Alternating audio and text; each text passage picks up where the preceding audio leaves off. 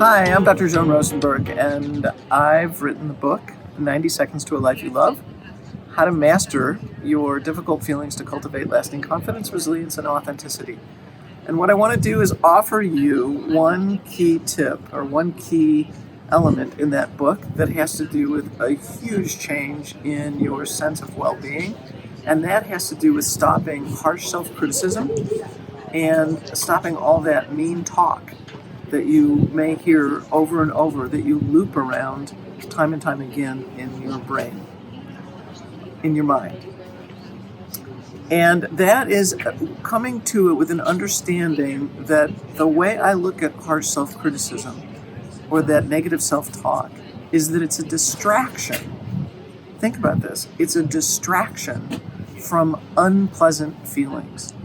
Now, I talk about 8 unpleasant feelings that people have a difficult time with. There's sadness, shame, helplessness, anger, vulnerability, embarrassment, disappointment, and frustration. They're everyday, spontaneous, common feelings that everybody feels. And those are the most common ones that I've found that people react to when things don't turn out the way that they need or the way that they want. So what I want you to consider here is that when something happens and you shift into harsh self-criticism, think of that harsh self-criticism as a thought hijack of the unpleasant feelings you were trying to get away from. And then walk it backwards and go, all right, which of those 8 feelings did I find difficult to experience? And then let yourself kind of review and notice how you're using harsh self-criticism to get away from those unpleasant feelings. Once you do that, it's much easier to actually experience and move through the feeling, because feelings are temporary and they pass quickly. And you can also make sense of those. But the key here is really to stop the toxicity and the damage that you're causing yourself from using harsh self-criticism.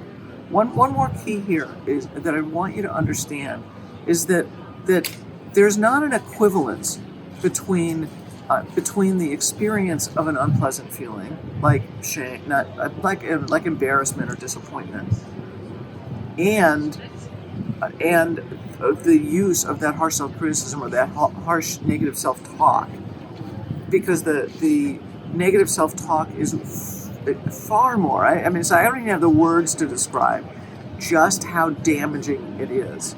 So, for instance, listen to the difference between just these words: I'm disappointed, or I'm disappointed in myself. Disappointed in myself is a judgment. That's the thought hijack, where disappointed is just the feeling. Those are not equivalent.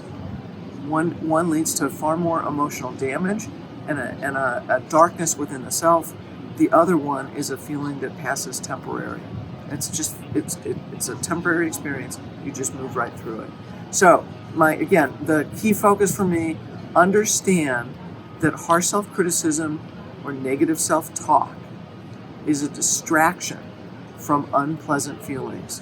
So the thing to do is, again, notice that you're engaged in it, reverse course, and just ask yourself, what is it that's the unpleasant feeling that's underneath this? And then allow yourself to experience it and move through it.